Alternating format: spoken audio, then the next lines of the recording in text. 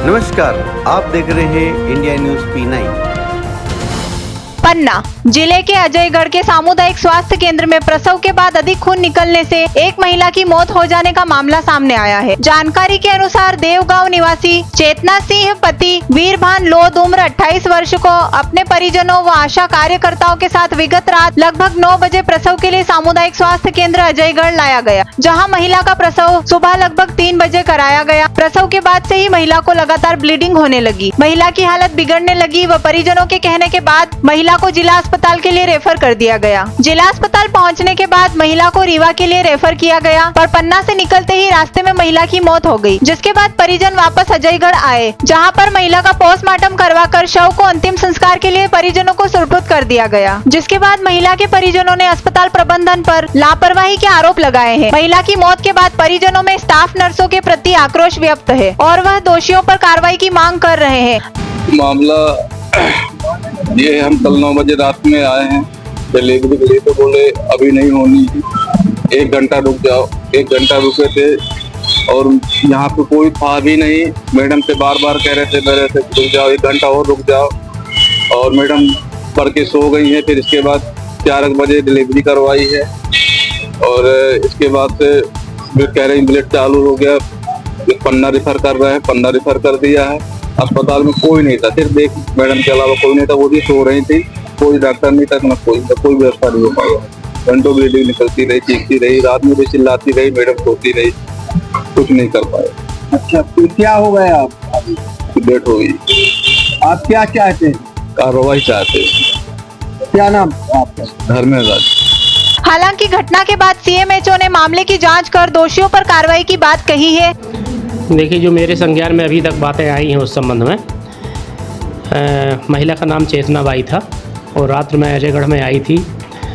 अजयगढ़ में उसकी डिलीवरी भी कराई गई है।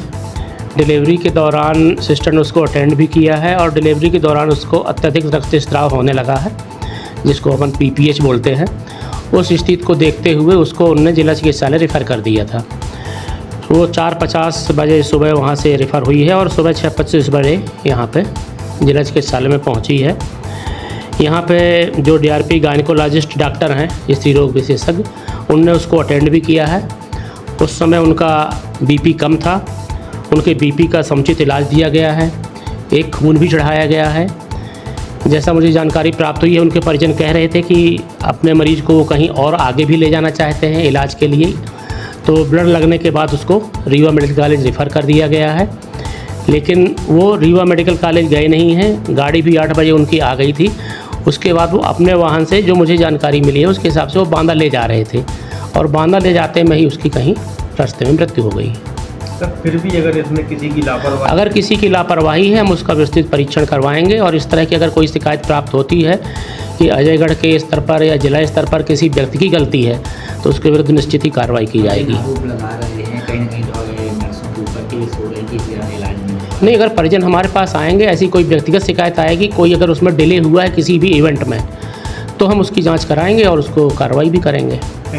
वहीं युवक कांग्रेस जिलाध्यक्ष स्वतंत्र भास्कर अवस्थी ने मामले की निष्पक्ष जांच कर दोषियों पर सख्त कार्रवाई की मांग की है। आप देख रहे होंगे लगातार मध्य प्रदेश में सरकार के द्वारा अनियमितताएं की जा रही हैं।